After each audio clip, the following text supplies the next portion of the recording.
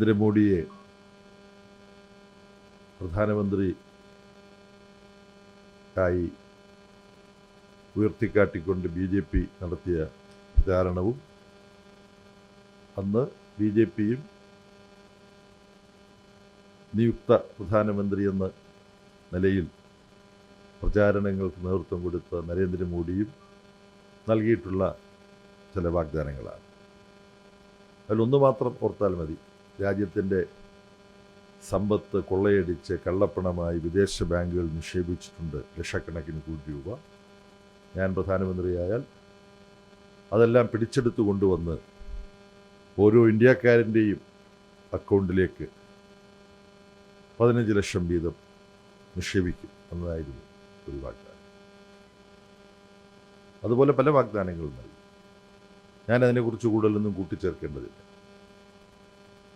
പിന്നീട് BJP നൽകിയൊരു വാഗ്ദാനം വർഷം പ്രതി 2 കോടി പുതിയ തൊഴിലുകൾ ഉണ്ടാക്കും എന്നതാണ്. നിങ്ങൾ ഓർക്കുന്നുണ്ടോ?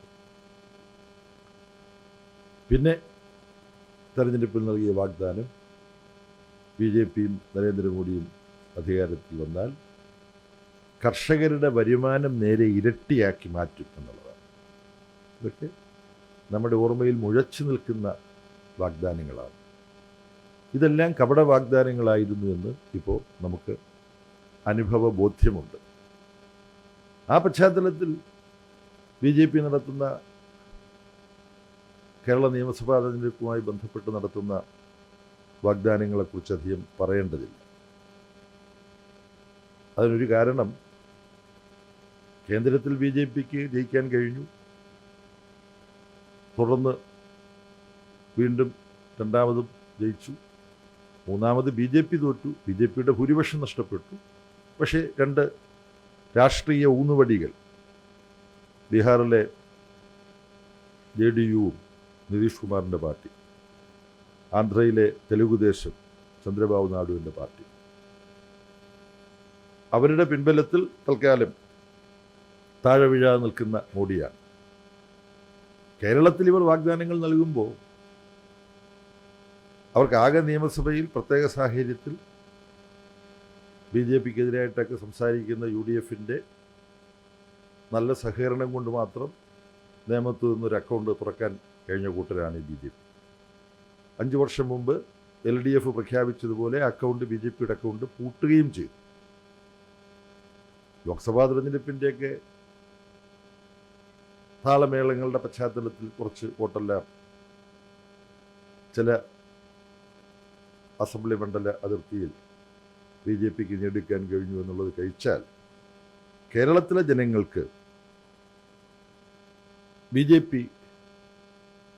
ഏതെങ്കിലും തരത്തിൽ നിയമസഭയിൽ പ്രാതിനിധ്യം നേടിക്കൊണ്ട് അവർ നൽകുന്ന ഈ ഏതെങ്കിലും വാഗ്ദാനങ്ങൾ നിങ്ങൾ എന്തുകൊണ്ട് നടപ്പാക്കിയില്ല എന്നൊക്കെ ജനങ്ങൾ ചോദിക്കുന്ന ഒരു സാഹചര്യം കേരളത്തിൽ ഒരിക്കലും ഉണ്ടാവില്ല എന്ന് അറിഞ്ഞുകൊണ്ടുള്ള വാഗ്ദാനങ്ങളാണ് കേരളത്തിൽ നടത്തുന്നത് എന്നുള്ള കാര്യവും നമ്മൾ ശ്രദ്ധിക്കണം. എന്നാൽ പറഞ്ഞു പറ്റിക്കാനുള്ള RSSൻ്റെയും BJPയുടെയും ശേഷി അതുപയോഗിച്ചുകൊണ്ടാണ് ഇന്നിപ്പോൾ നരേന്ദ്രമോദിയുടെ നേതൃത്വത്തിലുള്ള യൂണിയൻ ഗവൺമെൻറ്റിൻ്റെ പിടിപ്പുകേടുകൂടി കൊണ്ടാണ് ലോകത്തെ മധ്യേഷ്യയിലെ സംഭവവികാസങ്ങളെല്ലാം ഈ പാചകവാതക സിലിണ്ടറുകളുടെ ലഭ്യതയെ വലിയ തോതിൽ പ്രതികൂലമായിട്ട് ബാധിച്ചിട്ടുണ്ട്. ഉത്തർപ്രദേശിൽ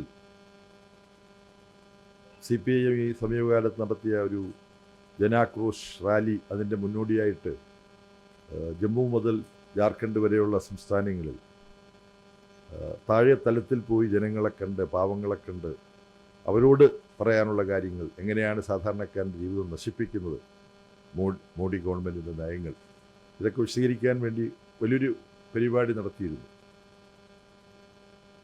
കഴിഞ്ഞ മാസം, ഇപ്പോൾ ഏപ്രിൽ 1-ാം തീയതി ആയിട്ടേ ഉള്ളൂ, മാർച്ച് 24-നാണ് ജനാക്രോശ് റാലി 10,000 ചെങ്കൊടിയേന്തി ഡൽഹിയിലെ രാംലീല മൈതാനിയിൽ അണിനിരന്നത്.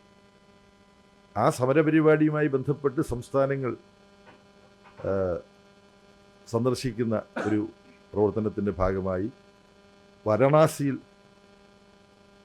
ചെല്ലേണ്ട ഒരു ആവശ്യമുണ്ടായി. അതിനടുത്തുള്ള ഒരു ഗ്രാമത്തിലെ പരിപാടി പങ്കെടുക്കാൻ പോവുകയാണ്. അപ്പോൾ വാരണാസിയിൽ ഇറങ്ങിയപ്പോൾ അവിടെ കാശി വിശ്വനാഥ ക്ഷേത്രമുണ്ട്, വളരെ പ്രസിദ്ധമാണ്. ബിസ്മില്ല ഖാൻ ഷഹനായി വായിക്കുമായിരുന്ന കാശി വിശ്വനാഥ ക്ഷേത്രം, അതാണ് മതസൗഹാർദ്ദത്തിൻ്റെ വലിയൊരു പ്രതീകമാണ്. അതുപോലെ തന്നെ അവിടെ വളരെ പ്രസിദ്ധമായൊരു ക്ഷേത്രമുണ്ട്, അന്നപൂർണാദേവി ക്ഷേത്രമാണ്. ആ അന്നപൂർണാദേവി ക്ഷേത്രത്തിൻ്റെ ഒരു പ്രത്യേകത, അവിടെ ചെല്ലുന്നവർക്കെല്ലാം സൗജന്യമായിട്ട് അന്നദാനം നടത്തും. അന്നപൂർണാദേവി ക്ഷേത്രത്തിൽ ഇത് 3 നൂറ്റാണ്ടായിട്ട് തുടരുകയാണ്, 300 വർഷമായിട്ട് തുടരുകയാണ്. പക്ഷേ ഞാനവിടെ വാരണാസിയിലെത്തുന്നത് കഴിഞ്ഞ മാസം മാർച്ച് മാസം 15-ാം തീയതി, എനിക്ക് നല്ല ഓർമ്മയുണ്ട്. ആ 15-ാം തീയതി ചെന്നിറങ്ങുമ്പോൾ അവിടുത്തെ എല്ലാ പത്രങ്ങളിലും 4, 5, 6 കോളം വാർത്തകളെയാണ്. എന്താ, ഈ 300 വർഷമായി ചെല്ലുന്നവർക്കെല്ലാം ഭക്ഷണം കൊടുത്തിരുന്ന, അന്നദാനം നടത്തിയിരുന്ന അന്നപൂർണാദേവി ക്ഷേത്രത്തിൽ ആദ്യമായി ഭക്ഷണ വിതരണം മുടങ്ങിയിരിക്കുന്നു. അതാണ് പത്രത്തിലെ വാർത്ത, പ്രധാനമന്ത്രിയുടെ മണ്ഡലമാണ്. കാരണം ഇങ്ങനെ ഇന്ധനക്ഷാമം ഉണ്ടാവും, പാചകവാതകം കിട്ടാതാവും, സിലിണ്ടർ കിട്ടാതാവും എന്ന് മനസ്സിലാക്കി അവർക്ക് വിറകൊന്നും ശേഖരിച്ചു വെക്കാൻ സമയം കിട്ടിയില്ല. പൊടുന്നനവേ അവർക്ക് ഭക്ഷണ വിതരണ പരിപാടി, അന്നദാന പരിപാടി നിർത്തലാക്കേണ്ടി വന്നു. നേരിട്ട് എനിക്ക് മനസ്സിലാക്കാൻ കഴിയില്ല. യോഗത്തിന് പോകേണ്ടതുണ്ട്, അല്ലെങ്കിൽ ഞാൻ ആ ക്ഷേത്രം കൂടെ ഒന്ന് സന്ദർശിച്ചേനെ. ഈ അന്നദാനം നടത്തുന്ന ക്ഷേത്രം, നരേന്ദ്രമോദി പ്രധാനമന്ത്രിയായിരിക്കുമ്പോൾ തൻ്റെ മണ്ഡലത്തിൽ, രാജ്യത്തിൻ്റെ മൊത്തം കാര്യം നോക്കേണ്ട ആളാണ് പ്രധാനമന്ത്രി, പക്ഷെ സ്വന്തം മണ്ഡലത്തിൽ തന്നെ ഒരു ക്ഷേത്രത്തിൽ നടന്നു വന്നിരുന്ന മാതൃകാപരമായൊരു പ്രവർത്തനം നിന്നുപോയി. അത് നരേന്ദ്രമോദി ഗവൺമെൻറ് ഈ പശ്ചിമേഷ്യയിലെ സംഭവങ്ങളുമായി ബന്ധപ്പെട്ട് പിന്തുടർന്നു പോരുന്ന നാണംകെട്ട നയമുണ്ട്. ആക്രമണകാരികളായ അമേരിക്കയ്ക്കും ഇസ്രയേലിനും പിന്തുണ നൽകുക, 3-ാം ലോക രാജ്യമായിട്ടുള്ള ഇറാന് നേരെ ഒരു കാരണവും കൂടാതുള്ള ആക്രമണം, അതിനെ അനുകൂലിക്കുക. അതിനെ തുടർന്നാണ് ഹോർമീസ് കടലിടുക്ക് വഴി കടന്നു വരുന്ന ഈ പാചകവാതകവും നമുക്കാവശ്യമുള്ള മറ്റ് അസംസ്കൃത എണ്ണയും ഒക്കെ ഇങ്ങോട്ട് വരുന്നതിന് ഉള്ള ചില തടസ്സങ്ങളുണ്ടായത്.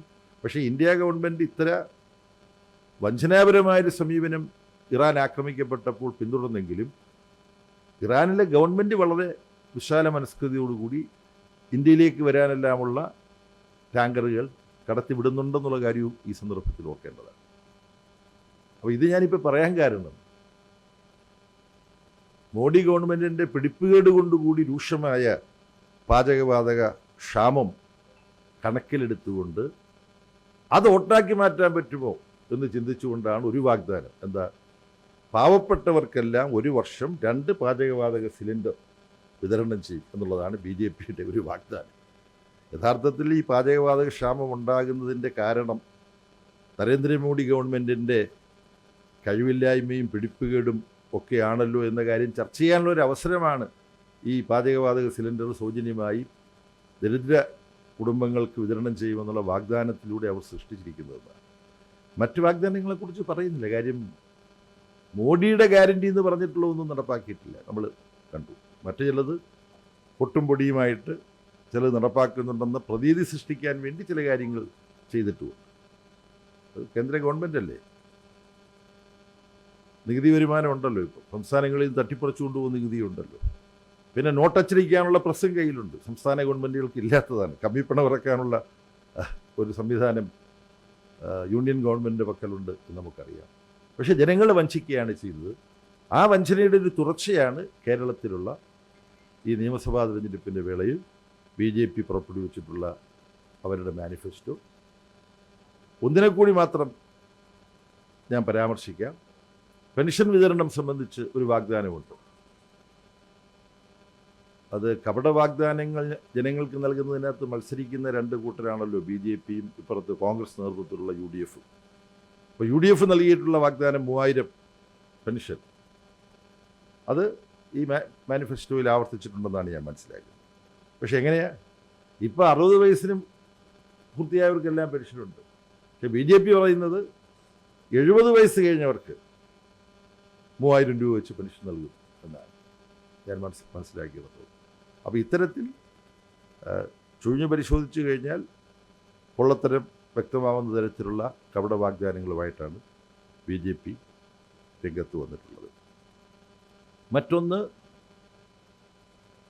ഇടവേളയ്ക്ക് ശേഷം ഇന്ന് മുതൽ ചേരുന്ന പാർലമെൻറ്റ് സമ്മേളനത്തിൽ വിദേശത്ത് നിന്ന് സ്വീകരിക്കുന്ന സംഭാവനയുടെ മേലുള്ള നിയന്ത്രണ നിയമത്തിൽ foreign contribution regulation act FCRA അതിൽ ഭേദഗതി വരുത്തുന്ന ഒരു നിർദ്ദേശവുമായി നരേന്ദ്രമോദി ഗവൺമെൻറ് മുന്നോട്ട് വരികയാണ്. അതിനെതിരായിട്ടുള്ള വ്യാപകമായ പ്രതിഷേധം ഉയർന്നു കഴിഞ്ഞു. ഇവിടെ ഓർക്കേണ്ട കാര്യം, രാഷ്ട്രീയ വൈരാഗ്യത്തോടുകൂടി ഈ നിയമത്തിൽ ഭേദഗതി വരുത്താനാണ് ഇവർ ഉദ്ദേശിക്കുന്നത്. ഇതിൽ ന്യൂനപക്ഷങ്ങൾക്ക് എതിരായിട്ടുള്ള നീക്കമുണ്ട്.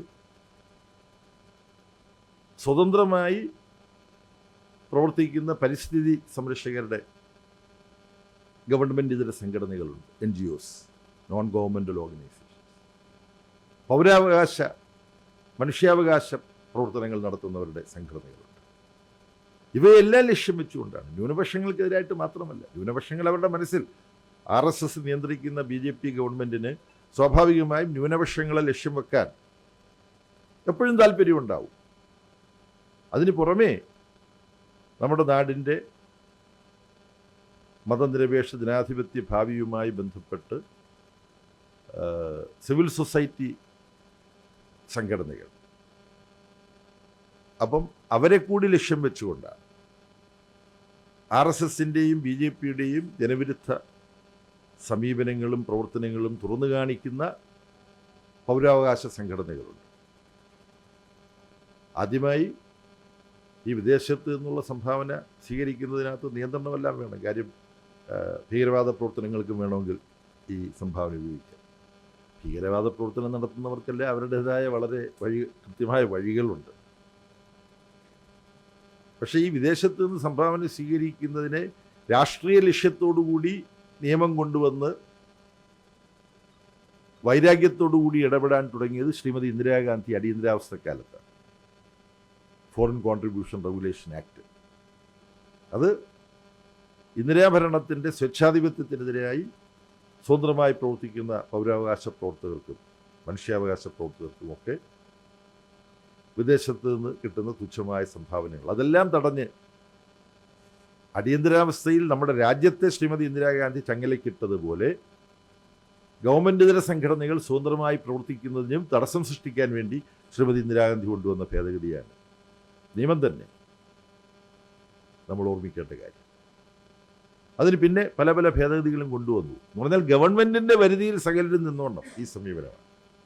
ഇപ്പോൾ കൊണ്ടുവന്നിരിക്കുന്ന നിർദ്ദേശിച്ചിരിക്കുന്ന ഭേദഗതിയാവട്ടെ ഇത്തരത്തിൽ വൃദ്ധസദനങ്ങൾ നടത്തുന്ന, ജീവകാരുണ്യ പ്രവർത്തനങ്ങൾ നടത്തുന്ന, വിദ്യാഭ്യാസ പ്രവർത്തനങ്ങൾ നടത്തുന്ന, പരിശീലന പ്രവർത്തനങ്ങൾ നടത്തുന്ന നാനാതരം സർക്കാരിതര സംഘടനകൾ അവരുടെ സ്വത്താകെ കേന്ദ്ര ഗവൺമെൻറ് ഏറ്റെടുക്കാൻ, യൂണിയൻ ഗവൺമെൻറ് ഏറ്റെടുക്കാനുള്ള അധികാരം നൽകുന്ന ഭേദഗതികളാണ് നടത്തിയത്.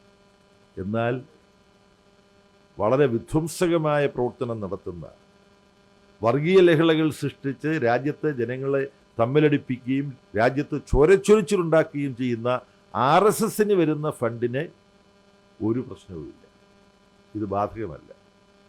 അത് ശ്രീമതി ഇന്ദിരാഗാന്ധിയുടെ ഗവൺമെൻറ്റും RSSന് ഒത്താശ ചെയ്തു കൊടുത്തു. FRCA നിബന്ധനകളിൽ RSS വരുന്നില്ല.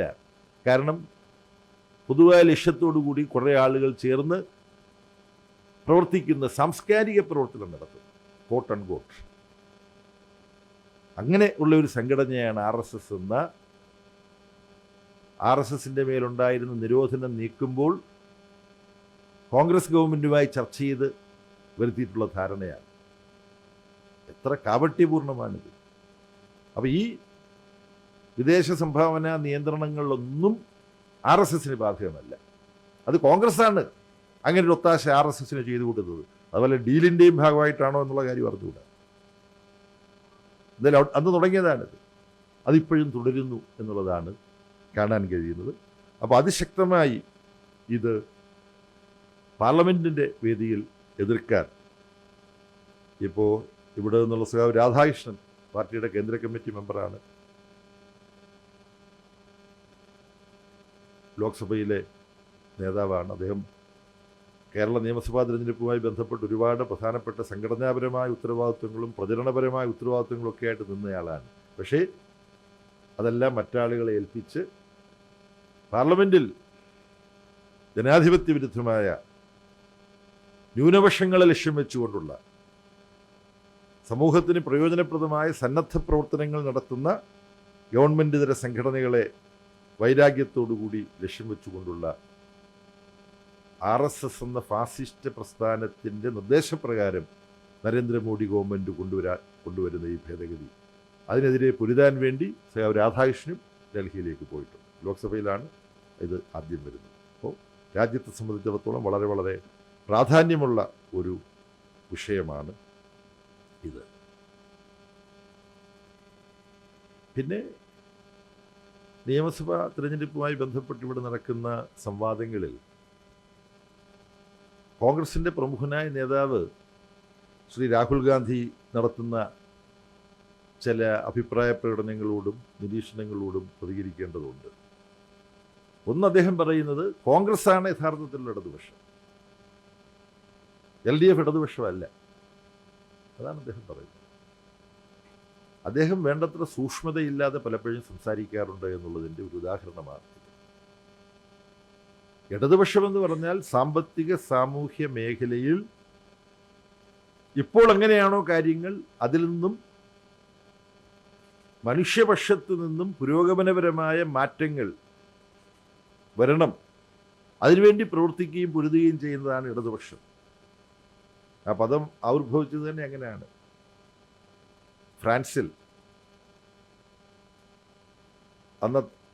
ഫ്രാൻസിൽ നിലനിന്ന സാമ്പത്തിക സാമൂഹ്യ വ്യവസ്ഥയ്ക്ക് മാറ്റം വരണം എന്ന് പറഞ്ഞുകൊണ്ട് പോരാടുന്നവർ സഭയുടെ അധ്യക്ഷ വേദിയിൽ നോക്കുമ്പോൾ ഇടതുവശത്താണ് ഇത്. എല്ലാം ആവേശികമാണല്ലോ, എവിടെ നിന്ന് നോക്കുന്നു എന്നുള്ളതിനെ ആശ്രയിച്ചിട്ടാണല്ലോ. അധ്യക്ഷനെ നോക്കുകയാണെങ്കിൽ വലതുഭാഗത്തിരിക്കുന്നതാണ്, എന്നാൽ അധ്യക്ഷൻ നോക്കുമ്പോൾ ഇടതുവശത്തിരിക്കുന്നവരാണ്. ഞാനും അങ്ങനെ സഭയുടെ ഇടതുവശത്ത് ഇരുന്നിട്ടുള്ളതാണ്, പാർലമെൻറ്റ് അംഗമായിരുന്നു. അങ്ങനെയാണ് ഈ ഇടതുപക്ഷം എന്നുള്ള വാക്കുണ്ടായത്. വ്യവസ്ഥയ്ക്ക് മാറ്റമുണ്ടാക്കാൻ മനുഷ്യപക്ഷത്ത് നിന്ന് പൊരുതുന്നവരാണ്. പോട്ടെ, അതിൻ്റെ ഒരുപാട് നിർവചനത്തിലേക്ക് നമുക്ക് പോകേണ്ട സമയമില്ലല്ലോ. അപ്പോൾ ഇന്ത്യയിലും കേരളത്തിലും ആരാണ് ഇടതുപക്ഷം? സമൂഹത്തെ മാറ്റാൻ വേണ്ടി ശ്രമിച്ചിട്ടുള്ളവരാണ്. മുമ്പ് അങ്ങനെയാണ്, ഇപ്പോഴും അങ്ങനെയാണ്. 57 EMS ഗവൺമെൻറ് വന്നപ്പോൾ വിമോചന സമരാഭാസം നടന്നല്ലോ. അന്ന് ഈ രാഹുൽ ഗാന്ധിയുടെ മുൻമുറക്കാർ വിളിച്ച മുദ്രാവാക്യം എന്താ? അതിനെക്കുറിച്ച് വളരെ തീക്ഷ്ണമായ ഒരു കവിത ഈ ജില്ലക്കാരനായിട്ടുള്ള ബാലചന്ദ്രൻ ചുള്ളിക്കാട് എഴുതുകയുണ്ടായി. തമ്പ്രാൻ എന്ന് വിളിപ്പിക്കും, പാളയിൽ കഞ്ഞി കുടിപ്പിക്കും എന്നാണ് വിമോചന സമരത്തിൽ കോൺഗ്രസ്സുകാരും വർഗീയവാദികളും സാമുദായിക സംഘടനകളും കേരളത്തിലെ പരമപിന്തിരിപ്പന്മാരും പിന്നെ പുരോഗമനപക്ഷത്ത് നിന്ന് ചില ആളുകളും നിലപാട് മാറ്റി ഈ വിമോചന സമരത്തിൻ്റെ കൂടെ പോയിട്ടുണ്ട് കേട്ടോ. പ്രതിഭാശാലികളായിട്ടുള്ള ചിലരും പോയിട്ടുണ്ട്, CJ തോമസിനെ പോലുള്ളത്. അത് പറയുന്നത് ഞങ്ങൾക്ക് സങ്കോചമൊന്നുമില്ല. ഇപ്പോഴും ഞങ്ങൾക്ക് ബഹുമാനമുള്ള ആളാണ് CJ തോമസ്. അദ്ദേഹവും എൻ്റെ കൂട്ടത്തിൽ പോയി. പോട്ടെ, പക്ഷെ അവർ വിളിച്ച മുദ്രാവാക്യം ഇതാണ്. എന്നാൽ കമ്മ്യൂണിസ്റ്റ് ഗവൺമെൻറ് EMSൻ്റെ നേതൃത്വത്തിൽ വന്ന് ഇവിടെ എന്ത് മാറ്റമാണ് ഉണ്ടാക്കിയത്? അത് വളരെ പ്രധാനമാണ്. തൻ്റെ ഇടം കൊടുത്തു അടിമകളായി കഴിഞ്ഞിരുന്നവർക്ക്. അപ്പോൾ തമ്പ്രാൻ എന്നുള്ള വിളി നിർത്തി. പാളയിലാണ് കഞ്ഞി കൊടുത്തിരുന്നത്. അതിനു മുമ്പ് പാളയിൽ മാത്രമല്ല, കഞ്ഞിക്കുഴികളുണ്ട് ഒരുപാട് സ്ഥലത്ത്. എന്തായി കഞ്ഞിക്കുഴി? പാത്രം പോലും ഈ വിഭാഗത്തിന് തൊട്ടുകൂടാത്തവരെന്ന് പറഞ്ഞ് ആട്ടി അകറ്റപ്പെട്ടിരുന്നവർക്ക് പാടില്ല. അപ്പം തറയിൽ കുഴി കുത്തി അവരൊരു ഇല വെച്ച് ആ കുഴിയിൽ വെച്ചിരിക്കുന്ന ഇലയിൽ കഞ്ഞി ഒഴിച്ചു കൊടുക്കും. പുതിയ തലമുറയ്ക്ക് പലപ്പോഴും ഇത് മനസ്സിലായിക്കൊള്ളണമെന്നില്ല. ഇതൊക്കെയായിരുന്നു. അത് മാറ്റിയവരുടെ വിഷയമാണ്. അത് മാറ്റുന്നതിനെതിരായിട്ട് നിന്നവരാണ് വിമോചന സമരത്തിൽ പങ്കെടുത്ത കോൺഗ്രസ്. ഇന്ന് ഇപ്പോൾ ലേബർ കോഡ് കൊണ്ടുവന്നിരിക്കുക. തൊഴിലാളികളെ അടിമകളാക്കി മാറ്റുക എന്നുള്ളതാണ് ലേബർ കോഡിൻ്റെ സാരാംശം. കേരളത്തിലെ ഇടതുപക്ഷ ജനാധിപത്യ മുന്നണി ഗവൺമെൻറ് പറഞ്ഞു കേരളത്തിൽ ഈ ലേബർ കോഡ് നടപ്പാക്കില്ല. എന്തുകൊണ്ടാണ് അങ്ങനെ പറയാൻ കഴിയുന്നത്? കേന്ദ്രം കൊണ്ടുവന്ന ഒരു നിയമം കേരളത്തിൽ നടപ്പാക്കാൻ പറ്റുമെന്ന് പറയാൻ പറ്റുമോ? അത് കൺകറൻറ്റ് ലിസ്റ്റ്, സംസ്ഥാനത്തിനും അധികാരമുള്ളതാണ് ലേബർ. അതുകൊണ്ട് ഇവിടെ നടപ്പാക്കില്ല എന്ന് പിണറായി വിജയൻ പറഞ്ഞു, LDF ഗവൺമെൻറ് പറഞ്ഞു. ഞങ്ങളാണ് ഇടതുപക്ഷം എന്ന് പറയുന്ന മിസ്റ്റർ രാഹുൽ ഗാന്ധി, നിങ്ങളുടെ പാർട്ടിയിൽപ്പെട്ട ഒരാൾ കർണാടകയിൽ മുഖ്യമന്ത്രിയായിട്ടുണ്ടല്ലോ, സിദ്ധരാമയ്യ. എന്താ സിദ്ധരാമയ്യ ചെയ്യുന്നത്? ഏപ്രിൽ 1 മുതലാണ് നരേന്ദ്രമോദി സർക്കാർ പറഞ്ഞിരിക്കുന്നത് എല്ലായിടത്തും ഞങ്ങൾക്ക് സ്വാധീനമുള്ളിടത്തെല്ലാം ഇത് നടപ്പാക്കാൻ വേണ്ടി ഞങ്ങൾ ഇടപെടും. കേന്ദ്ര ഗവൺമെൻറ്റിന് എവിടെയൊക്കെ ഇടപെടാമോ അവിടെല്ലാം ഞങ്ങൾ ഇടപെടും. പക്ഷേ സിദ്ധരാമയ്യ ഗവൺമെൻറ് കർണാടകയിൽ കോൺഗ്രസ് ഗവൺമെൻറ്റാണ്. അവർ ലേബർ കോഡ് നടപ്പാക്കാനുള്ള നടപടികൾ ആരംഭിച്ചു കഴിഞ്ഞു കർണാടകയിൽ. അപ്പോൾ എങ്ങനെയാണ് നിങ്ങൾ ഇടതുപക്ഷമാവുക? പിന്നെ എല്ലാം സ്വകാര്യവൽക്കരിക്കുക എന്നുള്ളതാണല്ലോ വലതുപക്ഷത്തിൻ്റെ സമീപനം. എല്ലാം സ്വകാര്യവൽക്കരിക്കുക. രാജ്യത്തിൻ്റെ സമ്പത്തായിട്ടുള്ള പൊതുമേഖലാ സ്ഥാപനങ്ങൾ, അതിൻ്റെ നടത്തിപ്പിനകത്ത് പോരായ്മയൊക്കെ ഉണ്ടാവും, അതൊക്കെ തിരുത്തേണ്ടതുണ്ട്. പോരായ്മ ഉണ്ടെങ്കിൽ കുഞ്ഞിനെ കുളിക്കാനുള്ള വെള്ളത്തോടൊപ്പം എറിഞ്ഞു കളയുകയാണോ വേണ്ടത്? അല്ലല്ലോ. അപ്പോൾ പൊതുമേഖലാ സ്ഥാപനങ്ങളെ നവീകരിക്കുക, ആധുനീകരിക്കുക, അതിൻ്റെ ബലഹീനതകൾ തീർക്കുക. സ്വകാര്യ മേഖലയും ഉണ്ടായിക്കോട്ടെ, അതാണ് നമ്മളെല്ലാം ഇന്ന് പൊതുവിൽ അംഗീകരിക്കുന്ന സ്ഥിതി. ചൈന പോലുള്ള രാജ്യങ്ങളിലും ആ സമ്പ്രദായമുണ്ട്. പക്ഷേ പൊതുമേഖലയ്ക്കാണ് അവിടെ പ്രാധാന്യം. ഇടതുപക്ഷ ജനാധിപത്യമുണ്ട് സമീപനം അതാണ്. കോൺഗ്രസിൻ്റെതോ പൊതുസമ്പത്ത് സ്വകാര്യ വ്യക്തികൾക്ക് കൈമാറ്റം ചെയ്യുന്നതിൽ അതിൻ്റെ ഭാഗമായിട്ടുള്ള സ്വകാര്യ കുത്തകകളുടെ ലാഭം വർദ്ധിപ്പിക്കാൻ ജനങ്ങളുടെയും രാജ്യത്തിൻ്റെയും സമ്പത്തായിട്ടുള്ള പൊതുമേഖലാ സ്ഥാപനങ്ങളെ കൈമാറ്റം ചെയ്യുന്നതിൽ കോൺഗ്രസും BJP സർക്കാരുകളും മത്സരിക്കുകയാണ്. അപ്പോൾ ഇടതുപക്ഷ ജനാധിപത്യ മുന്നണിക്ക് വ്യത്യസ്തമായ നല്ല സമീപനമുണ്ടോ? ഈ ജില്ലക്കാരനാണല്ലോ ഇന്നത്തെ വ്യവസായ മന്ത്രി സഖാവ് P. രാജീവ്. കേരളത്തിലുള്ള കേന്ദ്ര പൊതുമേഖലാ സ്ഥാപനങ്ങളോ കേന്ദ്രത്തിൻ്റെ സമ്പത്തോ സ്വകാര്യവൽക്കരിക്കാൻ നീങ്ങിയിട്ടുള്ളപ്പോൾ അവിടെ ഇടപെട്ട് ഞങ്ങളത് ഏറ്റെടുക്കാൻ യൂണിയൻ ഗവൺമെൻറ് നിങ്ങളുടെ ഉടമസ്ഥതയിലുള്ള ഒന്ന് വിറ്റഴിക്കാൻ ഉദ്ദേശിക്കുകയാണെങ്കിൽ സംസ്ഥാന ഗവൺമെൻറ് അത് ഏറ്റെടുക്കാൻ തയ്യാറാണെന്ന് പ്രസിദ്ധങ്ങളായ 2 സന്ദർഭങ്ങളിൽ പറഞ്ഞല്ലോ. ഒന്ന് തിരുവനന്തപുരം അന്താരാഷ്ട്ര വിമാനത്താവളം. പക്ഷേ യൂണിയൻ ഗവൺമെൻറ് തയ്യാറായില്ല. സംസ്ഥാന ഗവൺമെൻറ് ഏറ്റെടുക്കാൻ വേണ്ടി ബിഡിങ്ങിൽ പങ്കെടുക്കാൻ തന്നെ ഫലത്തിൽ സഹായിച്ചില്ല. പക്ഷെ അന്നേരം തിരുവനന്തപുരത്തിൻ്റെ MP കൂടിയായ കോൺഗ്രസിൻ്റെ working committee member Shri Shashi Tharoor എന്താ പറഞ്ഞത്? ഇത് സ്വകാര്യവൽക്കരിക്കുകയാണ് വേണ്ടത് എന്നാണ്. അതാണോ ഇടതുപക്ഷ നയം മിസ്റ്റർ രാഹുൽ ഗാന്ധി? പിന്നെ എറണാകുളത്തിൻ്റെയും കോട്ടയത്തിൻ്റെയും അതിർത്തിയിലുള്ള വെള്ളൂർ ന്യൂസ് പ്രിൻ്റ് യൂണിയൻ ഗവൺമെൻറ്റിൻ്റെ ഉടമസ്ഥതയിലുള്ള പൊതുമേഖലാ സ്ഥാപനമാണ്. അത് സ്വകാര്യവൽക്കരിക്കാൻ, ഇത് നിങ്ങൾ കേട്ട കാര്യമാണ്. പക്ഷേ ക്ഷമിക്കണം, ഈ കോൺടെക്സ്റ്റിലാണ് ഞാൻ പറയുന്നത്. ഞങ്ങളാണ് യഥാർത്ഥ ഇടതുപക്ഷം എന്ന രാഹുൽ ഗാന്ധിയുടെ അവകാശവാദത്തിൻ്റെ പശ്ചാത്തലത്തിലാണ് ഞാൻ പറയുന്നത്. അത് സ്വകാര്യവൽക്കരിക്കാനുള്ള നയവുമായിട്ട് യൂണിയൻ ഗവൺമെൻറ് പോയപ്പോൾ കേരളത്തിലെ LDF ഗവൺമെൻറ് പറഞ്ഞു, സഖാവ് പിണറായി വിജയൻ സഖാവ് P. രാജീവും പറഞ്ഞു, ഞങ്ങൾക്കത് ഏറ്റെടുക്കാൻ അവസരമുണ്ടാകണം. അങ്ങനെ ബിഡ് ചെയ്തു. കേന്ദ്ര പൊതുമേഖലാ വ്യവസായ സ്ഥാപനം അവർ സ്വകാര്യവൽക്കരിക്കാൻ നടത്തിയ ശ്രമത്തെ കേരളത്തിലെ ഇടതുപക്ഷ ജനാധിപത്യ മുന്നണി ഗവൺമെൻറ് പരാജയപ്പെടുത്തി. അത് ഏറ്റെടുത്തു. അത് ലാഭകരമാക്കാൻ അവിടെ നിക്ഷേപമൊക്കെ നടത്തി. നിങ്ങളുടെ എല്ലാം കൺമുമ്പിൽ സംഭവിച്ചുകൊണ്ടിരിക്കുന്ന കാര്യമാണ്. ഇതിനെക്കുറിച്ച് കൂടുതൽ പറയുന്നില്ല. എന്തായാലും ഞങ്ങളാണ് യഥാർത്ഥ ഇടതുപക്ഷം എന്ന് ശ്രീ രാഹുൽ ഗാന്ധി പറയുന്നതിലൂടെ ഇടതുപക്ഷം എന്ന് പറഞ്ഞാൽ കൊള്ളാവുന്ന ഒരു സംഭവമാണ് എന്ന് ശ്രീ രാഹുൽ ഗാന്ധി അംഗീകരിച്ചതിൽ ഞങ്ങൾക്ക് വളരെയധികം സന്തോഷമുണ്ട്. പക്ഷേ യഥാർത്ഥത്തിൽ ഞങ്ങൾ ഇടതുപക്ഷമാണ് എന്ന അദ്ദേഹത്തിൻ്റെ അവകാശവാദങ്ങൾ കോൺഗ്രസ് ഗവൺമെൻറ്റുകൾ പിന്തുടർന്നിട്ടുള്ള തീവ്ര മുതലാളിത്ത സാമ്പത്തിക നയങ്ങൾ, LPG എന്ന് പറയുന്ന നയങ്ങളുണ്ടല്ലോ, ലിബറലൈസേഷൻ, പ്രൈവറ്റൈസേഷൻ,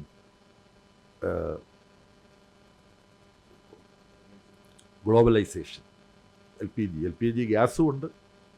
എന്നാൽ LPGക്ക് അതിൻ്റേതായ ചുരുക്കപ്പേരിന് വിശദീകരണവും ഉണ്ടെന്ന് എനിക്കറിയാം. ആഗോളവൽക്കരണം എന്ന് പറഞ്ഞാൽ ലോകം ഒന്നല്ലേ നിങ്ങൾ, ഫൈനാൻസ് ക്യാപിറ്റലിൻ്റെ ആഗോളവൽക്കരണമാണ്. മൂലധനത്തിന് എവിടെയും കടന്നു ചെല്ലാം, പക്ഷെ മനുഷ്യന് എവിടെയും കടന്നു ചെല്ലാൻ പറ്റില്ല, വിസ വേണം. മൂലധനത്തിന് വിസ വേണ്ട. അതാണ് ഗ്ലോബലൈസേഷൻ എന്ന് പറഞ്ഞാൽ. ലോകത്തെവിടെയും പോയി ചൂഷണം ചെയ്യാൻ കഴിയണം, സ്വകാര്യവൽക്കരിക്കപ്പെടണം. മൂലധനത്തിന് പൂർണ്ണമായ സ്വാതന്ത്ര്യം അനുവദിക്കണം. ആ അർത്ഥത്തിലാണ് ലിബറലൈസേഷൻ. അപ്പോൾ ഈ ഒരു കാര്യത്തിൽ മാത്രമല്ല, വർഗീയതയുടെ കാര്യത്തിലും അതുകൂടെ പറഞ്ഞിട്ട് ഞാൻ അവസാനിപ്പിക്കുക, അങ്ങനെ ചോദ്യങ്ങളിലേക്ക് കിടക്കാം. വർഗീയതയ്ക്കെതിരാണ്, ഡീലുണ്ടെന്നൊക്കെയാണ് പറയുന്നത്. ഡീലിൻ്റെ ചരിത്രം വേണമെങ്കിൽ ഞങ്ങൾ പറയാം. ഇന്നോട്ട് ജനസംഘത്തിൻ്റെ കാലം മുതൽ EMSനെതിരായിട്ട് കോൺഗ്രസും ജനസംഘവും കൂടെ അന്ന് 60 ഒരുമിച്ച് മത്സരിച്ചത്. 71 AKG പാർലമെൻറ്റിലേക്ക് പാലക്കാട് നിന്ന് മത്സരിച്ചപ്പോൾ RSS കാര്യവാഹകയായിട്ടുള്ള TC ഗോവിന്ദനെ കോൺഗ്രസും കൂടെ നിർത്തി AKGക്കെതിരായിട്ട് പാലക്കാട്ട് 71. അപ്പോൾ പണ്ട് മുതലേ ഡീല് നടത്തിയിട്ടുള്ളവരാണ് കോൺഗ്രസ്. അപ്പോൾ RSSനെ പിന്നെ സംരക്ഷിക്കുന്ന നിയമമാണ് ശ്രീമതി ഇന്ദിരാഗാന്ധി കൊണ്ടുവന്നുള്ള അറിയില്ല. 84 തെരഞ്ഞെടുപ്പിൽ നാഗ്പൂരിൽ നിന്നുള്ള കോൺഗ്രസിൻ്റെ MP നാഗ്പൂരിൽ നിന്ന് പിന്നെ ബൻവാരിലാൽ പുരോഹിതാണ്. അദ്ദേഹമായിരുന്നു, നാഗ്പൂർ എന്ന് പറഞ്ഞാൽ RSSൻ്റെ ആസ്ഥാനമാണല്ലോ. അദ്ദേഹമാണ് കോൺഗ്രസിൻ്റെ ഇടനിലക്കാരനായിട്ട് ചർച്ച നടത്തിയത് RSSുമായിട്ട്. എന്നിട്ട് ഈ അയോധ്യ പ്രശ്നം മുഴുവൻ രൂക്ഷമാക്കുന്നതിന് വേണ്ടി RSS ശ്രമിച്ചപ്പോൾ ഒരു ആചാരവും അനുവദിക്കാതെ നിന്നിരുന്ന ബാബറി മസ്ജിദ് ശിലാന്യാസം നടത്താൻ ആരാണ് അനുവാദം കൊടുത്തത്? രാജീവ് ഗാന്ധി ഗവൺമെൻറ്റാണ്. നമുക്ക് മറക്കാൻ കഴിയില്ല. ബാബറി മസ്ജിദ് പൊളിക്കുമ്പോൾ ആ പൊളിക്കുന്നത് തടയാൻ ഇന്ത്യയുടെ ഭരണാധികാരിയായിരുന്ന പ്രധാനമന്ത്രി നരസിംഹറാവിന് കഴിയുക. കാര്യം സുപ്രീം കോടതി പറഞ്ഞു തൽസ്ഥിതി തുടരണം, അവിടെ ഒരു മാറ്റവും വരുത്തിക്കൂടാ, അതിനെന്ത് നടപടിയും എടുക്കാം എന്ന് സുപ്രീം കോടതി അന്നത്തെ ഇന്ത്യൻ പ്രധാനമന്ത്രി നരസിംഹറാവിനെ എംപവർ ചെയ്തിരുന്നു.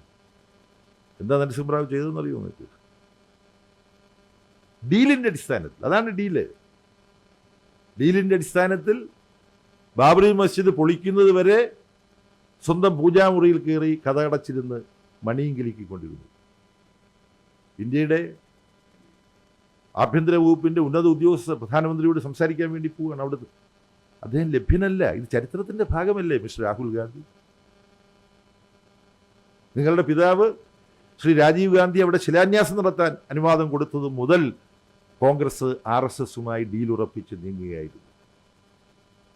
ബാബറി മസ്ജിദ് തകർക്കുമ്പോൾ ഞാനിപ്പോൾ ഓർക്കുകയാണ്, രാജ്യസഭയിലെ ഒരു എളിയ അംഗമായിട്ട് ഞാനിരിക്കുകയാണ്. അന്ന് ശ്രീ KR നാരായണൻ, കേരളത്തിൻ്റെ അഭിമാന പുത്രനാണ്, ഇന്ത്യയുടെ വൈസ് പ്രസിഡന്റ്, അതുകൊണ്ട് രാജ്യസഭയുടെ ചെയർമാൻ. അദ്ദേഹം പറഞ്ഞത് ആർക്കും പോയി പരിശോധിക്കാം, കാര്യം പ്രൊസീഡിങ്സിലുണ്ട്. KR നാരായണൻ പറഞ്ഞത് മഹാത്മാഗാന്ധിയുടെ വധത്തിന് ശേഷം ഇന്ത്യയിൽ നടന്ന നമ്മളെ ഞെട്ടിപ്പിക്കുന്ന, നമ്മളെ വേദനിപ്പിക്കുന്ന കഠോര സംഭവമാണ് എന്നാണ് അദ്ദേഹം രാജ്യസഭയുടെ ചെയർമാൻ എന്നുള്ള തരത്തിൽ പ്രതികരിച്ചുകൊണ്ട് ഈ ബാബറി മസ്ജിദ് തകർത്തതിനെ കുറിച്ച് പറഞ്ഞത്. ആരാണ് അപ്പോൾ ഇന്ത്യയുടെ പ്രധാനമന്ത്രി? ആരുടെ കയ്യിലായിരുന്നു അധികാരം ഈ ബാബറി മസ്ജിദ് തകർക്കുന്നത് തടയാൻ? ഇതൊക്കെ ഡീലിൻ്റെ ഭാഗമായിട്ടാണ്. ബാക്കി അതിൻ്റെ വിശദാംശങ്ങളിലേക്ക് ഞാൻ പോകുന്നില്ല. ഇപ്പോൾ ഫാസിസ്റ്റ് സ്വഭാവമുള്ള RSSൻ്റെ നിയന്ത്രണത്തിൽ പ്രവർത്തിക്കുന്ന BJP ഈ രാജ്യത്ത് വർഗീയതയുടെ വിഷം കുത്തിവെക്കുകയാണ് നമ്മുടെ രാജ്യത്തിൻ്റെ ഓരോ കോശങ്ങളിലും. അതിൻ്റെ ഗൗരവം മനസ്സിലാക്കി ഫാസിസ്റ്റ് സ്വഭാവമുള്ള RSSൻ്റെ നേതൃത്വത്തിലുള്ള BJP ഒരു സാധാരണ പാർട്ടിയല്ല, വളരെ വ്യത്യസ്ത സ്വഭാവമുള്ളൊരു പാർട്ടിയാണ് എന്ന് CPIM സൂക്ഷ്മമായിട്ട് വിലയിരുത്തുമ്പോൾ, CPMൻ്റെ വിലയിരുത്തൽ ശ്രീ രാഹുൽ ഗാന്ധിയും കോൺഗ്രസും സ്വീകരിക്കണമെന്ന് ഞാൻ പറയുന്നില്ല, പക്ഷെ അതിൻ്റെ ഗൗരവം ഉൾക്കൊള്ളുന്നുണ്ടോ? കോൺഗ്രസിൻ്റെ പ്രവർത്തകരും നേതാക്കന്മാരും BJPയുടെ പ്രവർത്തകരും നേതാക്കന്മാരും തമ്മിലുള്ള വേർതിരിവിൻ്റെ അതിർവരമ്പുകൾ അപ്രത്യക്ഷമായിക്കൊണ്ടിരിക്കുകയാണ്. അതുകൊണ്ടാണ് ഏത് പ്രധാനപ്പെട്ട കോൺഗ്രസ് നേതാവിനും നാളെ BJPയിൽ ചേരാവുന്നുള്ള സ്ഥിതിവിശേഷമുള്ളത്. ആസാമിലും തിരഞ്ഞെടുപ്പ് നടക്കുന്നുണ്ട്. ആസാമിലെ സമീപകാലം വരെ PCC പ്രസിഡൻ്റായിരുന്നയാൾ BJP ചേർന്ന് കഴിഞ്ഞു. ആസാമിൽ നിന്ന് ലോക്സഭയിൽ 3 അംഗങ്ങളാണുള്ളത്. ആ 3 അംഗങ്ങളിൽ ഒരാൾ പ്രദ്യുത്, അദ്ദേഹം BJPയുടെ അസംബ്ലി സ്ഥാനാർത്ഥിയാണ്. ഇപ്പോൾ സിറ്റിംഗ് ലോക്സഭാംഗമാണ് അദ്ദേഹം കോൺഗ്രസിൻ്റെ. ഇപ്പോൾ കേരളത്തിൽ പല സിറ്റിംഗ് ലോക്സഭാംഗങ്ങളും അസംബ്ലിയിലേക്ക് മത്സരിക്കാൻ ശ്രമിച്ചതുമായി ബന്ധപ്പെട്ട വിവാദങ്ങളുണ്ടല്ലോ. ആസാമിൽ സംഭവിക്കുന്നത് കോൺഗ്രസിൻ്റെ സിറ്റിംഗ് ലോക്സഭാംഗം കോൺഗ്രസിനെ ഉപേക്ഷിച്ചിട്ട് BJP-യുടെ സ്ഥാനാർത്ഥിയായി അസംബ്ലിയിലേക്ക് മത്സരിക്കുന്നു. അവിടുത്തെ മുഖ്യമന്ത്രി ആരാ? ഹേമന്ത ബിശ്വ ശർമ്മ, കോൺഗ്രസിൻ്റെ നേതാവ്, കോൺഗ്രസ് മന്ത്രിസഭയിൽ അംഗമായിരുന്നു. ആ ഹേമന്ത ബിശ്വ ശർമ്മ എങ്ങനെയാണ് BJP മുഖ്യമന്ത്രിയായിട്ട് മാറിയത്? ED അന്വേഷണമെല്ലാം വന്നു അദ്ദേഹത്തിൻ്റെ അഴിമതി ഉണ്ടെന്ന് പറഞ്ഞിട്ട്. അദ്ദേഹം ഉടനെ BJP ചേർന്നു. BJP ചേർന്നതോടുകൂടി അഴിമതി അന്വേഷണവും തീർന്നു. അതാണ് ഈ BJP ഒരു വാഷിംഗ് മെഷീനാണെന്ന് പലരും പറയാറുള്ളത് അല്ലേ? ഇതാണ് ഇന്ത്യയിൽ സംഭവിച്ചുകൊണ്ടിരിക്കുന്നത്. അത്തരമൊരു സന്ദർഭത്തിൽ ശ്രീ രാഹുൽ ഗാന്ധി ഗൗരവമായി കോൺഗ്രസിനെ വർഗീയതയ്ക്കെതിരായിട്ടുള്ള പോരാട്ടത്തിൽ ഒരു രാഷ്ട്രീയ പ്രസ്ഥാനമായി കോൺഗ്രസിനെ വളർത്തിക്കൊണ്ടുവരാൻ ഉദ്ദേശിക്കുന്നുണ്ടെങ്കിൽ BJP-ക്കെതിരായിട്ടുള്ള ഇന്ത്യ ബ്ലോക്ക് എന്ന് പറയുന്ന ഒരു രാഷ്ട്രീയ സംവിധാനം ഇപ്പോൾ ഉണ്ടല്ലോ. തെരഞ്ഞെടുപ്പുകളുടെ സമയത്ത് അതാണല്ലോ പ്രവർത്തിക്കുന്നത്. ഇന്ത്യ ബ്ലോക്ക് ഉണ്ടാകുമ്പം നമ്മളെല്ലാം അംഗീകരിച്ചിരുന്ന ഒരു കാര്യമുണ്ട്. ഇന്ത്യയിലെ 543 ലോക്സഭാ സീറ്റുകളിലേക്ക് മത്സരം നടക്കുമ്പോൾ ഏതാനും സീറ്റുകളിൽ ചിലപ്പോൾ പരസ്പരം മത്സരിക്കേണ്ടി വരും ഇന്ത്യ ബ്ലോക്കിലെ പാർട്ടികൾ. പക്ഷേ ഇന്ത്യ ബ്ലോക്ക് ഒരുമിച്ചിരുന്ന് തീരുമാനിച്ചിട്ടുള്ളത് കേരളത്തിൽ നമുക്ക് പരസ്പരം മത്സരിക്കേണ്ടി വരും, ഡൽഹിയിൽ ചിലപ്പോൾ മത്സരിക്കേണ്ടി വരും. ആം ആദ്മി പാർട്ടിയുണ്ട്, കോൺഗ്രസ് ഉണ്ട്, അവർക്ക് തമ്മിൽ യോജിക്കുന്നതിനെല്ലാം ബുദ്ധിമുട്ടുണ്ട്. ബംഗാളിൽ മമതാ ബാനർജിയും ഇന്ത്യ ബ്ലോക്കിൻ്റെ ഭാഗമായി പ്രവർത്തിക്കുകയാണ്. പക്ഷേ മമതാ ബാനർജിക്ക് ഒരു സമീപനമുണ്ട് ബംഗാളിൽ, ഇടതുപക്ഷത്തിനൊരു സമീപനമുണ്ട്, കോൺഗ്രസിന് മറ്റൊരു സമീപനമുണ്ട്.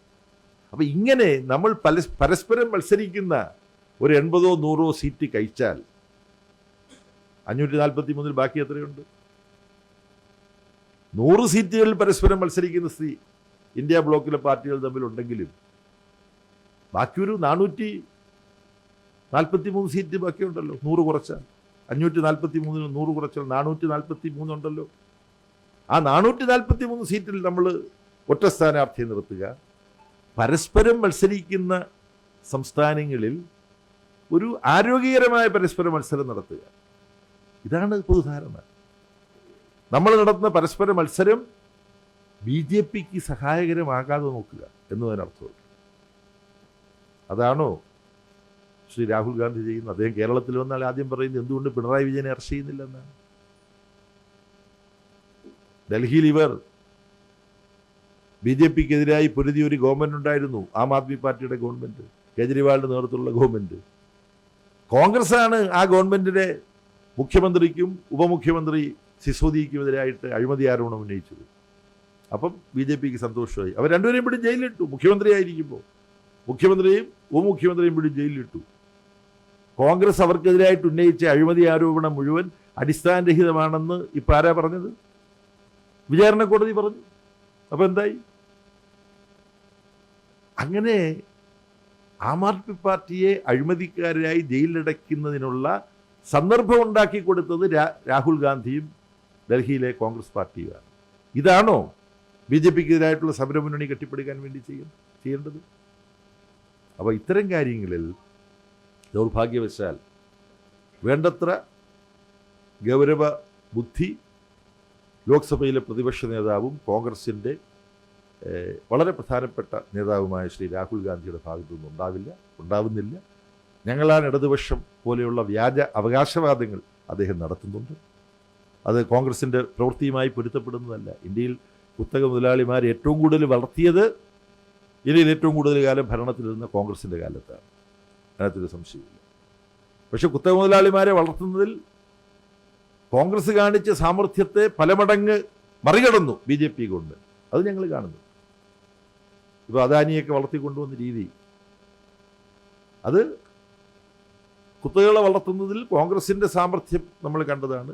പക്ഷേ കോൺഗ്രസിൻ്റെ സാമർഥ്യത്തെ പല മടങ്ങ് മറികടക്കുന്നതാണ് ഇപ്പോഴത്തെ BJP ഗവൺമെൻറ് സാന്നിധ്യം.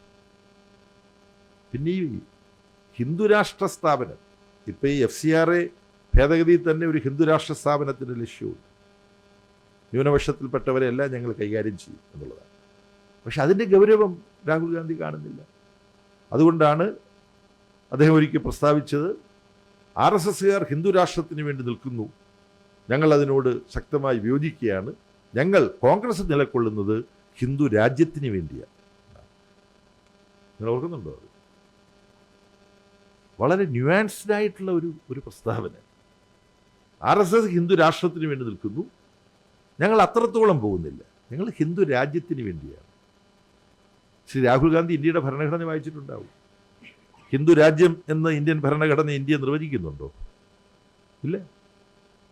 അപ്പോൾ ഇത്തരത്തിലുള്ള അബദ്ധങ്ങൾ പ്രതിപക്ഷ നേതാവായ ശ്രീ രാഹുൽ ഗാന്ധിയുടെ ഭാഗത്ത് നിന്ന് ഉണ്ടാകാതിരിക്കുന്നത് അദ്ദേഹത്തിനും അദ്ദേഹത്തിൻ്റെ പാർട്ടിക്കും നല്ലതാണ്. RSSൻ്റെ നേതൃത്വത്തിൽ ഇന്ത്യയെ ഒരു ഹിന്ദു രാഷ്ട്രമാക്കി മാറ്റാൻ നടത്തുന്ന ശ്രമങ്ങളെ ചെറുക്കുന്നതിൽ കോൺഗ്രസിനൊരു പ്രധാനപ്പെട്ട പങ്കുണ്ടെന്നാണ് CPIM കരുതുന്നത്. ആ പങ്ക് നിറവേറ്റാൻ കോൺഗ്രസ് കൂടുതൽ പ്രാപ്തി നേടേണ്ടതുണ്ട്. ഇന്നത്തെ നിലയിൽ പ്രവർത്തിച്ചാൽ ഫാസിസ്റ്റ് RSSൻ്റെ നേതൃത്വത്തിലുള്ള സംഘപരിവാറിനും BJP ഗവൺമെൻറ്റിനുമെതിരായി ജനങ്ങളെ അണിനിരത്തിയിട്ടുള്ള സമരം ശക്തമായി മുന്നോട്ട് കൊണ്ടുപോകുന്നതിൽ സാധ്യമായ സംഭാവനകൾ നൽകാൻ ശ്രീ രാഹുൽ ഗാന്ധിക്കും കോൺഗ്രസിനും കഴിയാതെ പോകും. കേരള രാഷ്ട്രീയത്തിൽ ഇടപെട്ട് ശ്രീ രാഹുൽ ഗാന്ധി നടത്തുന്ന അഭിപ്രായ പ്രകടനങ്ങൾ പലതും അത്തരമൊരു ആപത്തിലേക്കാണ് വിരൽ ചൂണ്ടുന്നത്. ഇടതുപക്ഷ ജനാധിപത്യ മുന്നണിയെ സംബന്ധിച്ചിടത്തോളം 10 വർഷക്കാലം കേരളത്തിൽ ചെയ്ത കാര്യങ്ങൾ ജനക്ഷേമത്തിൽ, നാടിൻ്റെ പൊതുവികസനത്തിൽ, വർഗീയ ലഹളകളോ കലാപങ്ങളോ ഇല്ലാതെ സമാധാനപൂർണമായ ജീവിതം ജനങ്ങൾക്ക് നയിക്കാൻ കഴിയുന്ന ഇന്ത്യയിലെ ഒരേ ഒരു സംസ്ഥാനം എന്ന അവസ്ഥ കേരളത്തിന് നേടിയെടുക്കാൻ സഹായിച്ചതിൽ പിന്നെ പശ്ചാത്തല സൗകര്യ വികസനം പോലുള്ള ധാരാളം കാര്യങ്ങളുണ്ട്. തീവ്ര ദാരിദ്ര്യം ഇന്ത്യയിൽ പൂർണ്ണമായി തുടച്ചു മാറ്റിയ ഒരേ ഒരു സംസ്ഥാനം കേരളമാണ് എന്ന അഭിമാനമുണ്ട്. ഇതെല്ലാം കൊണ്ട് ജനങ്ങൾ LDFന് അനുകൂലമായി വീണ്ടും വോട്ട് ചെയ്യും. എറണാകുളം ജില്ലയിലും അത്തരത്തിലുള്ള ഒരു വിധിയെഴുത്തുണ്ടാവും എന്നാണ് ഞാൻ പ്രതീക്ഷിക്കുന്നത്. നിങ്ങളും മാധ്യമങ്ങളും ഇടതുപക്ഷ ജനാധിപത്യ മുന്നണിയുടെ ഈ ജനപക്ഷ നിലപാടുകളെ വേണ്ട വിധത്തിൽ ജനങ്ങളിലേക്ക് എത്തിക്കാൻ നിങ്ങളുടേതായ സഹകരണം ഉണ്ടാവണം എന്നുകൂടെ അഭ്യർത്ഥിച്ചുകൊണ്ട് നിങ്ങളോട് ക്ഷമ ചോദിക്കുന്നു. ഈ അവതരണം കുറച്ച് നീണ്ടുപോയി.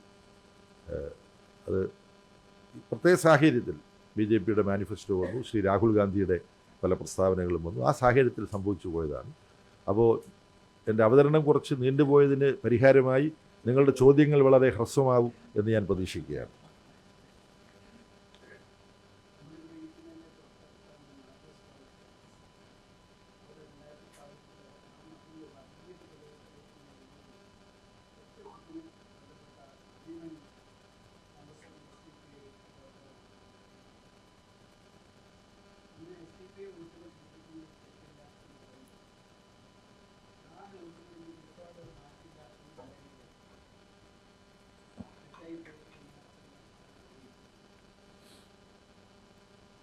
ഈ തിരഞ്ഞെടുപ്പിൽ ജനങ്ങളുടെ മുമ്പിലുള്ള പ്രശ്നം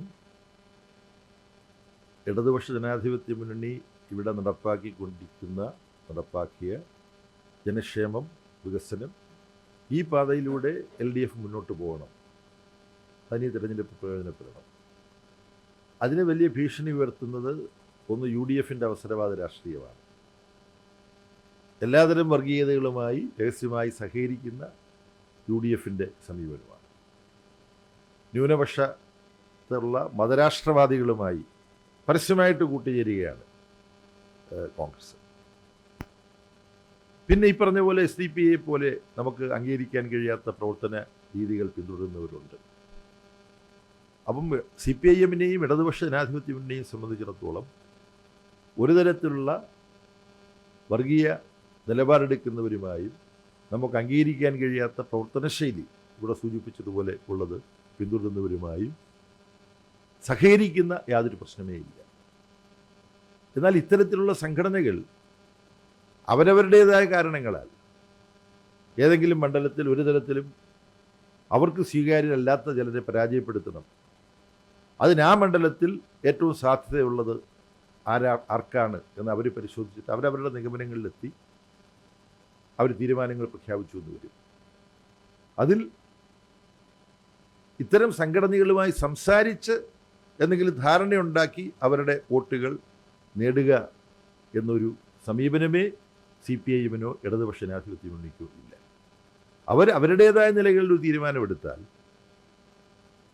ചിലർ ആ പാർട്ടിയുടെ സ്വഭാവ സർട്ടിഫിക്കറ്റ് നോക്കി അതിൽപ്പെട്ടവരുടെ വോട്ട് ഞങ്ങൾ സ്വീകരിക്കും, ചിലരുടെ സ്വീകരിക്കുകയില്ല എന്ന തരത്തിലുള്ളൊരു സമീപനമില്ല. അവരുടേതായ വിലയിരുത്തലിൻ്റെ അടിസ്ഥാനത്തിൽ ചിലർക്കെതിരായി ഇടതുപക്ഷ ജനാധിപത്യ മുന്നണിക്ക് അനുകൂലമായി വോട്ട് ചെയ്യണം എന്നവർ തീരുമാനിക്കുമ്പോൾ, അങ്ങനെ തീരുമാനിക്കുന്നവരാരാണെങ്കിലും അതുവരെ അവർ പിന്തുടർന്നു പോന്നിരുന്ന തെറ്റായ ഒരു രാഷ്ട്രീയ നിലപാടിൽ നിന്ന് മാറ്റാനുള്ള ചില ശ്രമങ്ങളുടെ ഒരു തുടക്കമായിട്ട് വേണമെങ്കിലും അതിനെ കാണാം. അത് ഏതെങ്കിലും ഒരു പാർട്ടി ഉദ്ദേശിച്ച് ഞാൻ പറയുന്നതല്ല. ഇന്നലെ വരെ UDFൻ്റെ ഭാഗമായി നിന്നവർ, ലീഗിൻ്റെ ഭാഗമായി നിന്നവർ, അവരൊക്കെ മാറണമെന്നാണ്. വളരെ പ്രസിദ്ധമായൊരു ചൊല്ലുണ്ടല്ലോ, ഏത് ദിവ്യനും ഒരു പൂർവ്വകാലമുണ്ടാവാം എന്ന് പറഞ്ഞാൽ ദിവ്യന്മാരായിട്ടുള്ളവർക്ക് പണ്ട് അവരുടെ ജീവിതത്തിൽ അവർ പല തെറ്റും ചെയ്തിട്ടുണ്ടാവാം എന്നാണ് എൻ്റെ അർത്ഥം. അപ്പോൾ അദ്ദേഹം ദിവ്യനാണ്, പക്ഷെ മുമ്പ് അദ്ദേഹത്തിൻ്റെ പൂർവ്വചരിത്രം പരിശോധിക്കുമ്പോൾ കുറവുകളുണ്ടാകാം. ഈ ചൊല്ലിൻ്റെ അടുത്ത ഭാഗമാണ് every Sinner has A future. ഏത് പാപിക്കും, ഇല്ലേ, സിന്നറിന് പാപി എന്ന് പറയാറ്, ഏത് ഭാവിക്കും ഒരു ഭാവി കാലമുണ്ട്, ഏത് ഭാവിക്കും നന്നാകാം ഭാവി. അതുകൊണ്ട് നമ്മൾ രാഷ്ട്രീയ ചർച്ചയ്ക്കിടയിൽ ഒരു പോയിന്റ് സ്കോർ ചെയ്യാൻ വേണ്ടി ഇത്തരം കാര്യങ്ങളെ ഉപയോഗപ്പെടുത്തുന്നത് ശരിയാണ് എന്നെനിക്ക് തോന്നുന്നില്ല. CPIM-നും ഇടതുപക്ഷ ജനാധിപത്യ മുന്നണിക്കും ഈ വിഷയത്തിൽ വളരെ തെളിച്ചമുള്ള വ്യക്തമായ ഒരു സമീപനമാണ് ഉള്ളത്.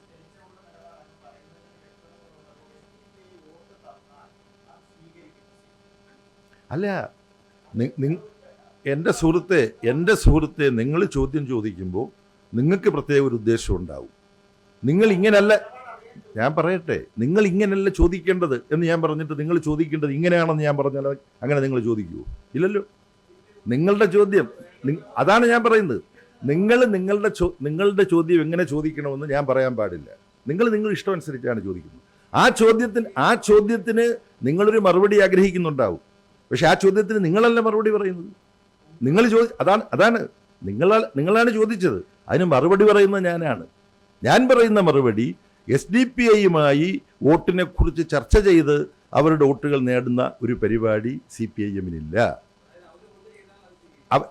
അല്ല, അങ്ങനെ നിങ്ങൾ ചോദിച്ചോളൂ. എൻ്റെ മറുപടി, അവർ ആർക്ക് വോട്ട് ചെയ്യണമെന്നുള്ളത് അവർ തീരുമാനിക്കട്ടെ, അവർ ചെയ്യട്ടെ. അവരാർക്കെങ്കിലും വോട്ട് ചെയ്യുന്നതിനെക്കുറിച്ച് നിങ്ങൾക്ക് പ്രതിഷേധമുണ്ടെങ്കിൽ അത് അവരുമായി നിങ്ങൾ സംസാരിക്കേണ്ട വിഷയമാണ്.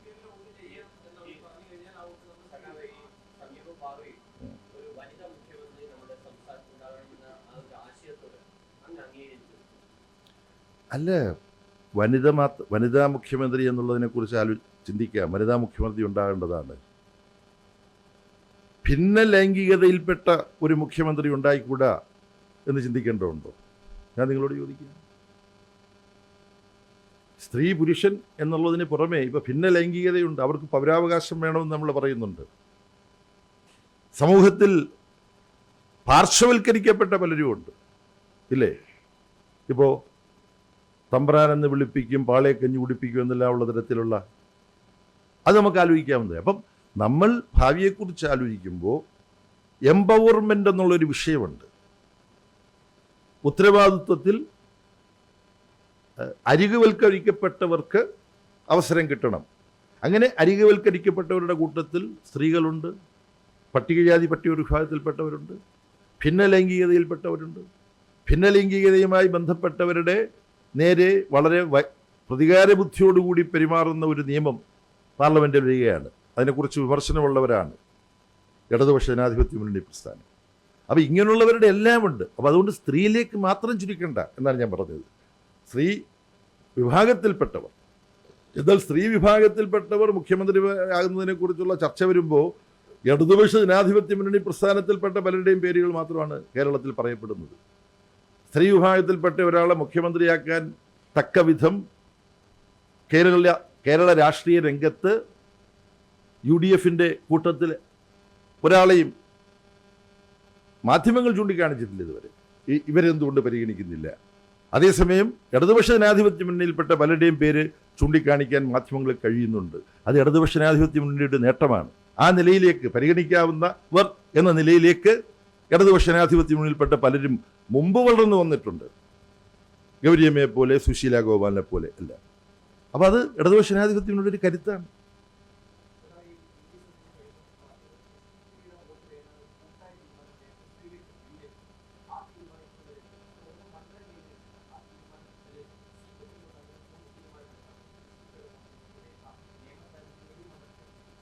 അല്ല, UDF അങ്ങനെ ഒരു തീരുമാനം ഉണ്ടെന്നുള്ള കാര്യം വി.ഡി. സതീശൻ പറഞ്ഞത് എൻ്റെ സുഹൃത്ത് വിശ്വസിക്കുന്നുണ്ടോ?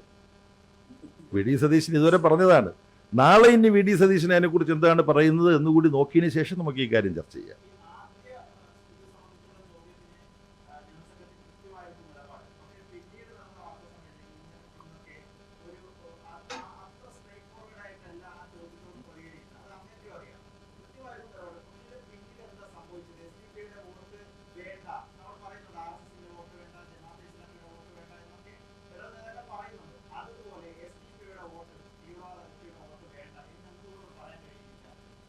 അല്ല, നിങ്ങളുടെ ഒരു വലിയ പ്രശ്നം ഇതാണ്. നിങ്ങൾ ചോദിക്കുന്നതിന്, നിങ്ങൾ ആഗ്രഹിക്കുന്ന തരത്തിലുള്ള ഒരു ഉത്തരം കിട്ടുമ്പോഴേ നിങ്ങൾ നിർത്തുന്നുള്ളൂ. മുമ്പ് തിളക്കമുള്ള ഒരു മറുപടി ഞാൻ പറഞ്ഞു എന്ന് പറഞ്ഞ് എന്നെ പ്രശംസിച്ചതിൽ എനിക്ക് വളരെയധികം നന്ദിയുണ്ട്. ചില സമയത്തെങ്കിലും തിളക്കമുള്ള മറുപടി നൽകാൻ എനിക്ക് പറ്റുന്നുണ്ടെന്ന് നിങ്ങൾ അംഗീകരിച്ചല്ലോ, വളരെയധികം സന്തോഷം. CPIM-നെ സംബന്ധിച്ചിടത്തോളം ഇക്കാര്യത്തിൽ വളരെ വ്യക്തമായി ഞങ്ങളെല്ലാവരും ഇതുമായി ബന്ധപ്പെട്ടവർക്ക്, പിന്നെ മുഖ്യമന്ത്രി, സംസ്ഥാന സെക്രട്ടറി, മറ്റുള്ളവരെല്ലാം ഇതിനെക്കുറിച്ച് ചർച്ച ചെയ്തിട്ടുള്ളതാണ്. അപ്പോൾ ഇതിനകത്തുള്ള പ്രശ്നം, ഈ തെരഞ്ഞെടുപ്പ് ഇന്ത്യയെ സംബന്ധിച്ചിടത്തോളവും കേരളത്തെ സംബന്ധിച്ചിടത്തോളവും വളരെ പ്രധാനപ്പെട്ടതാണ്.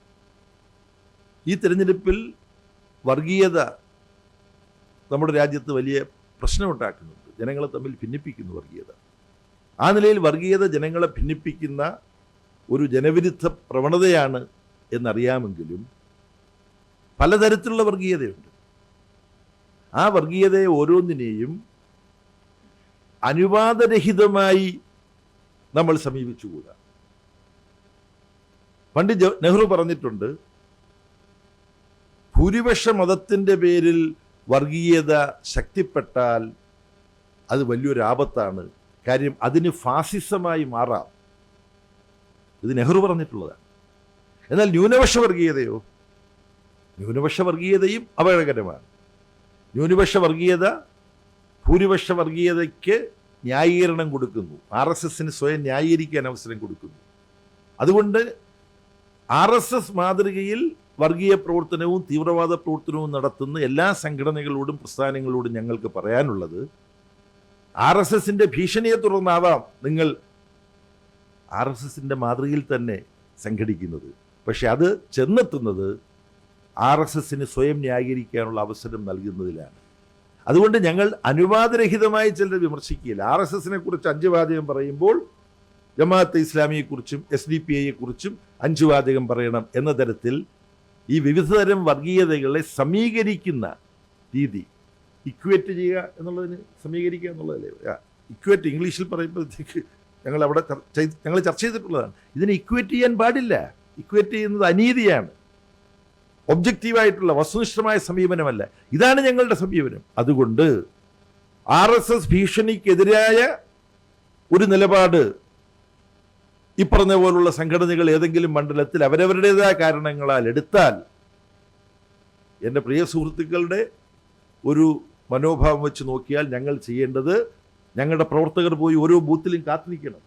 ഈ വിഭാഗത്തിൽപ്പെട്ട ആരെങ്കിലും വരുന്നുണ്ടെങ്കിൽ നിങ്ങൾ LDF വോട്ട് ചെയ്യാൻ വരികയാണോ എങ്കിൽ നിങ്ങളെ ഞങ്ങൾ വിടില്ല. പാടില്ല. മഹാപാതകം. എൻ്റെ സുഹൃത്ത്, എന്താണ്? ഇങ്ങനെയല്ല. സ്വന്തം നിലപാടിനെ സംബന്ധിച്ച് ഞങ്ങൾ വിമർശിക്കുന്നുണ്ട്. ന്യൂനപക്ഷ വർഗീയതയിൽപ്പെട്ടവരെക്കുറിച്ച് ഞങ്ങൾ വിമർശിക്കുന്നുണ്ട്. ഒരുതരം വർഗീയതയുമായി ഞങ്ങൾ സമീകരിക്കുകയില്ലെന്ന് ഞങ്ങൾ പറഞ്ഞിട്ടുണ്ട്. അതേസമയം അവരുടേതായ കാരണങ്ങളാൽ RSSൻ്റെ ഒരു സ്ഥാനാർത്ഥി ഒരു മണ്ഡലത്തിൽ ജയിക്കാനിടയുണ്ട്.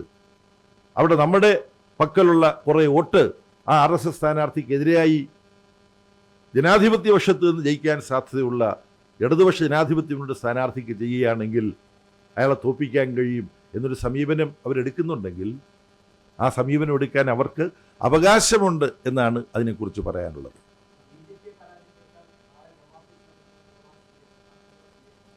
അല്ല, ജമാഅത്തെ ഇസ്ലാമിയുടെ മതരാഷ്ട്രവാദത്തെ CPIM അംഗീകരിക്കുന്നില്ല. ഇനി നാളെ RSSനെതിരായി രാഷ്ട്രീയത്തിൽ ജമാഅത്തെ ഇസ്ലാമി ഒരു നിലപാടെടുക്കുമോ ഇല്ലയോ എന്നുള്ളതിനെ സംബന്ധിച്ച് സാങ്കല്പികമായൊരു ചോദ്യത്തിന് ഇപ്പോൾ മറുപടി പറയേണ്ട കാര്യമില്ല. ഈ പ്രപഞ്ചത്തിൽ അടിസ്ഥാനപരമായിട്ടുള്ള ഒരു കാര്യം, അഥവാ ഈ പ്രപഞ്ചത്തിൽ മാറ്റമില്ലാത്ത ഒരേ ഒരു കാര്യം നിങ്ങൾക്കെല്ലാം അറിയാം. ബാക്കി ഞാൻ എന്താ പറയാൻ പോകുന്നത്? എല്ലാം മാറിക്കൊണ്ടിരിക്കുന്നു എന്നുള്ളതാണ്. അപ്പോൾ ആ മാറ്റത്തിനിടയിൽ എങ്ങനെയൊക്കെ പരിണാമങ്ങൾ ഉണ്ടാവും എന്നുള്ളത് നമുക്ക് കാണാം.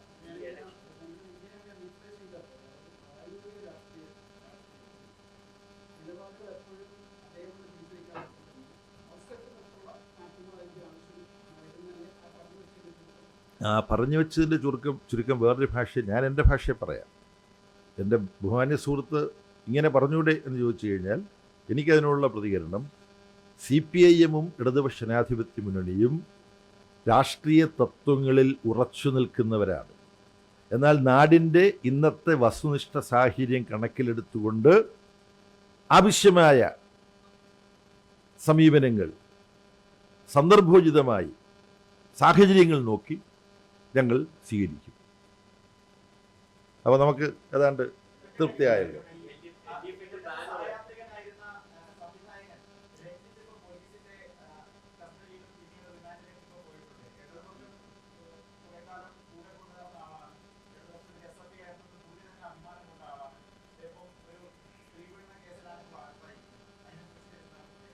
അതിനെക്കുറിച്ച് ഞാൻ മുമ്പേ പറഞ്ഞ ആ വാചകത്തിനകത്തുണ്ട്, ഓരോരുത്തർക്കും മാറ്റങ്ങൾ വരുന്നുണ്ട്. ഇന്ന് മര്യാദക്കാരനായിട്ട് കാണുന്ന ഒരാളിൻ്റെ ഇന്നലെ വേറൊന്നായിരിക്കും, ഇന്ന് മര്യാദക്കാരനായിട്ടുള്ള ഒരാളുടെ നാളെ വേറൊന്നായിരിക്കും. ഉപ്പ് തിന്നവൻ വെള്ളം കുടിക്കും. അദ്ദേഹം തെറ്റ് ചെയ്തിട്ടുണ്ടെങ്കിൽ അതിന് എന്താണോ നിയമം അനുശാസിക്കുന്നത് അത് അദ്ദേഹത്തിന് അനുഭവിക്കേണ്ടി വരും. അത്രയേ ഉള്ളൂ.